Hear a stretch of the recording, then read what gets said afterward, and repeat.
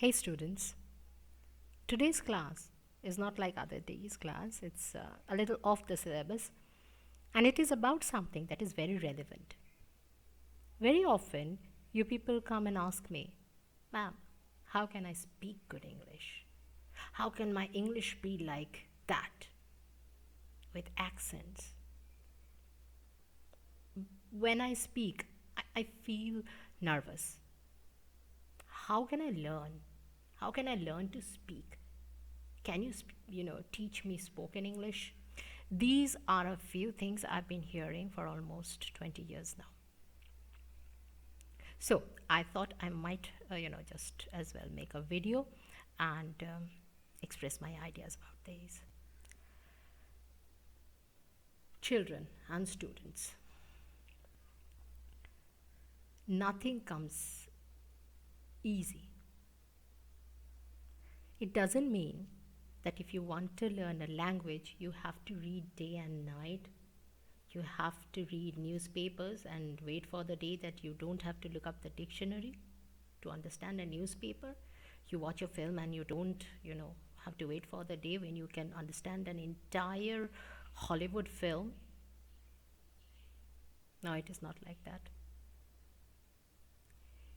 If you want to learn a language, the first thing that you have to do is begin simply and keep open about it. If you are in school or even college, make a habit. Whatever you get, a book, a newspaper, a pamphlet somewhere, even a poster on the road or a banner, don't leave anything. Read everything. Is everything going to be in proper English? No, it is not going to be. But at least you will learn to identify the faults. When you read English and you can't understand, don't be disheartened. Why? Because survey says that 90% of the words that we learn, we use, that are in our vocabulary, are the words that we learn from the usage. These are not the words that we have learned by looking up the dictionary. So only 5% of the words are the words that we had learned in nursery or KG or before that we use when we speak or write. Now, when you ask me if you could be taught spoken English, I really don't know what to say. Because you see, there is nothing called spoken English. A language consists of 4 things: reading, writing, listening, and speaking. You should be able to read in that language. You should be able to write in that language. You should be able to understand that language when you hear it, and you should be able to speak. 4 things. If you can't do 1 or 2 things, like we often say in India, we know Hindi. Meaning what? That we watch movies and we understand, and we can even speak Hindi quite a bit, though not many words maybe. I can't name all the vegetables in Hindi, but yeah, I know Hindi. We often forget that maybe, just maybe, some of us, we do not know how to write Hindi. But does that make you not know Hindi? No, it doesn't. If it's functional for you, if it's all that you need and you're not doing a job where you need Hindi to be written and all, it's all right. Similarly, in English, you have to see what you want to do with it. If you're in your school or college life, obviously, learn it. How to learn it? From your school books? No, not just those. You have to read more. As many storybooks, science books, magazines, pamphlets, whatever, from wherever. Keep on reading. There are many kinds of reading. You don't have to read everything minutely. Like if you have bought, a refrigerator, you read the literature. Why are you reading that? For instructions. You have bought a medicine. You scrutinize the manufacturing date and the expiry date. That is scrutiny. When you read a literature of a refrigerator, you are trying to understand the functioning of that machine. So you read it minutely. But when you're looking at a magazine, you don't read with so much of attention. You just read fast. That is called surfing, skimming through that. And when you know something already and you are reading on the same subject, you just read fast and pick out the points, scanning it. So there are many kinds of reading. It doesn't mean that whatever you have in hand has to be read so minutely, like 4 or 5 times. Similarly, when students tell me that they are reading or trying to read newspaper but that is not helping, I cannot but laugh. You know why you get bored?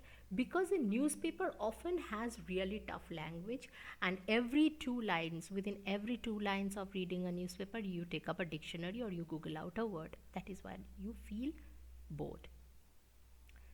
Reading newspaper has a very good other facility. Other facility is that you learn English and you learn some GK. You know what is going around in the world. That is there. But if you want to learn English solely, then it's better that you read storybooks and poems. With storybooks, where do you get? You will say, ma'am, I don't have a library, or I'm not the member of a library. You don't need to be. You have younger sisters, brothers, neighbors. Take their books, even nursery books, class 1, 2, 3, 4, 5, 6, they're storybooks. They are much easier than the ones that you can read of your standard, lower than your standard. You will enjoy it and you will learn it. Now, many students from Bengali medium or Hindi medium, they tell me that their English is not good because it is, it used to be and still is their second language. I have often found that these students, they try to grasp and learn words. They learn words, and then what they do is that while writing something, they try to insert whatever new words they have learned. Now, this is a very wrong approach. Never do that. Why did I say that? While reading, what you learn, the new words that you learn by looking at the usage, these words actually go into your brains directly. But if you learn the word, you do not know the usage, you will often do what? You will use it in a very wrong way. Do not do that. Do not try to just learn words. Try to read more so that words go naturally into your understanding and knowledge. So that the words, when you speak, they come out. Now, let us talk about this. Often in second language English learners, I find that they write a lot. They are very good writers. They can, construct sentences grammatically. They can also read, but they have a lot of problem, speaking fluently. What do you do for that? I will tell you what I did for that. In my school days, I used to watch a lot of movies. There weren't those cable channels and all that weren't there, but I used to watch a lot of movies that were, there at home on the VCR or on TV. I watched cartoons that were good.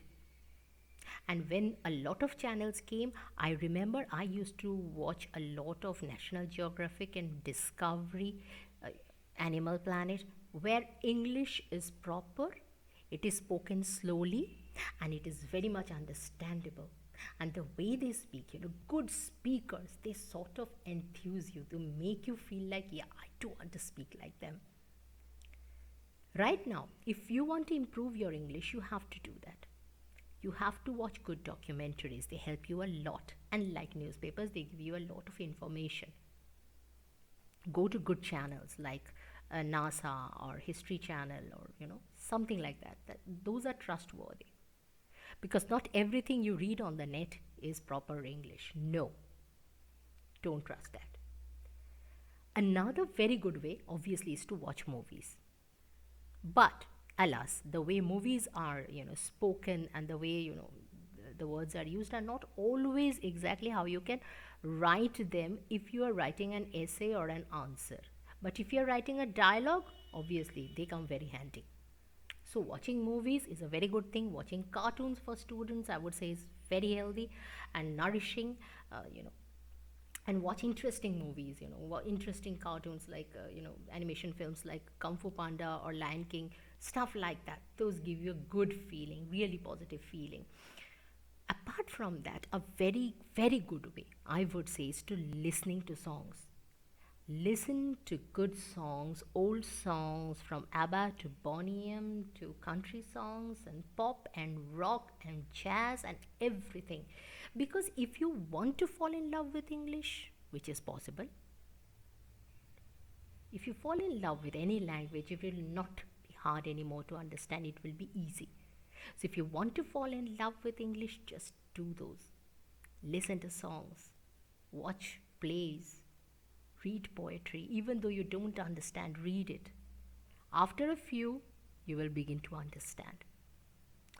Now, there is another concept about first language English and second language English. Often guardians come telling me that, my son is studying in so and so, and it's a very good school, and he has first language English. Obviously, he's going to learn more, which is a pretty wrong idea, by the way. Because your language acquisition actually is your duty. If we give a child a proper environment at home, a child will learn just as well as he would in school. Because in most of the schools, I find these days that the English that is spoken by several faculties are not just up to the mark. So you cannot always trust school and say that, whatever my child is going to learn, he's going to learn from school. No. You have to, I'm speaking to the guardians right now, you have to make an environment available at home. Give them that, space, give them that time to cultivate a little bit. Don't stress them. What have you learned? Have you learned 20 words this week? No. Don't make English a stressful thing for them. The next thing that you need to understand here is this, that in first language English that the schools have, the English is a little bit higher, obviously. And all the teachers, they speak in English in all the classes. So obviously the environment is a little more cultivating for that language. In second language English, what happens is that as the first language is their mother tongue or another language, the second language is given a little bit less importance. There are good pieces, there are writings and grammar, everything is taught, but it does not come that naturally. That is what we think, though that is not always visible. Okay. But here is something that I really wanted to say, something that I find very problematic. When a child is given in a school where English is the first language, often the child, because the parents too, tend to forget that it is a second language actually. English is not his or her mother tongue. But guardians are bent upon teaching their students English as if nothing else matters, as if no other language has any significance anymore. This, my dear fellows, is very wrong. Whatever your mother tongue is the first thing you need to learn before you go learning any other language. Your mother tongue, whatever it is like a mother. If you can't love your mother tongue, you can't go loving somebody else's mother, It's like that. If you can't love your mother, you can't give that importance to somebody else's mother. So if you do not have your understanding of your own mother tongue, then it is futile trying to learn English or any other language, because that will be affectation, false kind of a wish and whim. Be it your mother tongue, be it any other language, what do you need to learn that language? You need a lot of energy and passion. If you want to learn, you jump into it like you jump into a river and you just swim about. Do not hesitate to speak, though you might think that you're speaking wrong and everybody might be smiling and this and that. No. If you have nobody to speak to yourself. Go to the bathroom and speak to yourself. It's quite okay. Nobody gives a damn about what you're doing at home. If you're watching a film and you don't understand the English, don't leave it. Watch it full. 1 year, 2 years, 3 years, 4 years, one day you will understand. Nothing comes easy. Culture is the only thing that can take you there. As for students who tell me that their English is not good, why is it not sounding like, Richard Gere or, I don't know, Jennifer Aniston? Why is it not sounding like that? What can I do to get that accent? My dear, what is an accent? An accent is a voice modulation and stress system that works. It has a geographic kind of, activity. People of Russia will speak English like a Russian. People of Russia, they'll speak like the Russians. The Chinese will speak like the Chinese. The Indians will speak like very much like the Indians, right? Yeah. In Bengal, a person often says, I went to the Boidyabati hospital with a lot of pain in my stomach. We find it very funny, but remember, this is called mother tongue pull. Our language, Bengali, Hindi, Assamia, and Oriya, all those languages we have in India, mostly, in the northern and eastern parts, these are all feminine languages where music is very much relevant. In Bengal, we say, কিরে কি করছিস অনেক দিন তোকে দেখি না, so musical. But if two English people met, they would say, hello, where have you been? Haven't seen you for a long time now. You see? Strong consonants and no music.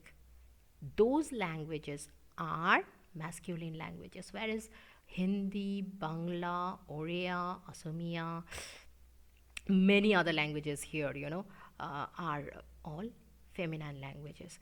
But the South Indian languages, they are masculine languages, the Dravidian languages. So they have a lot of T, D, M.